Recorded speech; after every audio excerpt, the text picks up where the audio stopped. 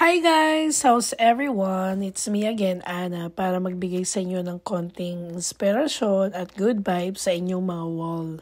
So, for today's video, tinawagan ako ng friend ko para mag-replace sa kanya sa work niya dahil masama ang pakiramdam niya.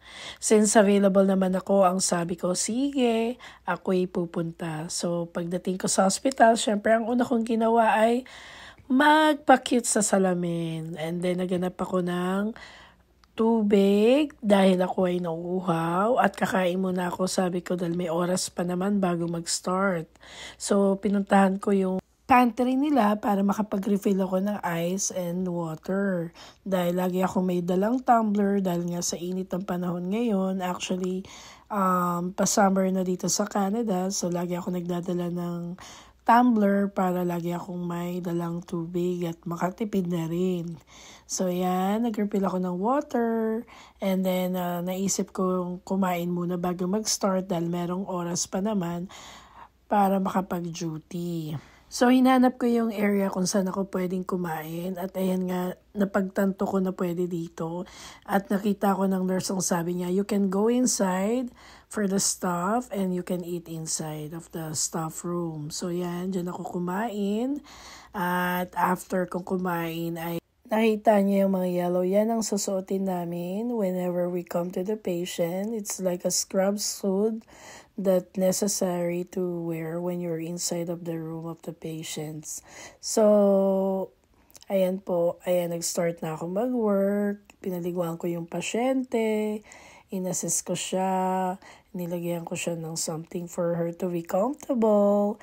And it is very important when you're assisting a patient, you have to be gentle and nice to her so you can get her heart also. Alam mo nyo, sa mga may sakit, napaka-irritable ng feeling nila yan. Kaya medyo masungit at kailangan mo ng mahabang pasensya. Para sa nakakaalam, ako ay may background sa pag-assist ng pasyente since I am a certified caregiver.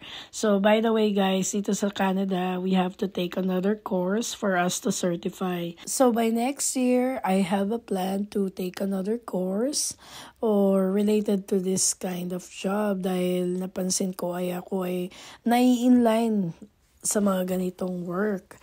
So, for me to certify, by next year, I will enroll and get the course para lumawak pa ang aking kaalaman. Actually, it's never too late to explore yourself kung ano ba talaga yung gusto nyo. Actually, lahat ng napupuntahan ko para namang nag-enjoy ako. So, napapansin ko lang So, anyway, yan, nagpatuloy ang aking work. Marami pa akong ginawa dyan. Pero, syempre, yung mga highlights lang ang mga pinakita ko sa inyo. Pero, alam niyo sa totoo lang, sobrang nag-enjoy ako ngayong araw na yan dahil nagamit ko talaga yung knowledge and skills ko sa pag-handle sa matanda o pasyente.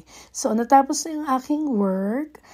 Ayun nga, at kinausap ako ng staff and nurses at sinabi nila that I did a great job. Hindi ko alam na masungit pala ang aking pasyente at mahirap alagaan at nakita nila yung pasyente ay kalmado at ngumingiti. First time daw nilang makita na ngumiti yung pasyente na yun.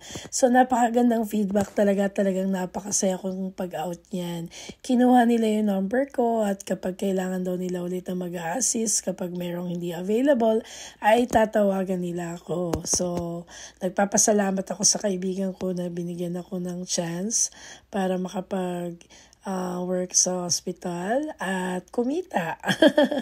So, salamat sa inyo panonood. Next time ulit at i-share ko sa inyo ulit yung mga bagay-bagay pa dito. So, paalam at mag-ingat tayong lahat. Bye-bye!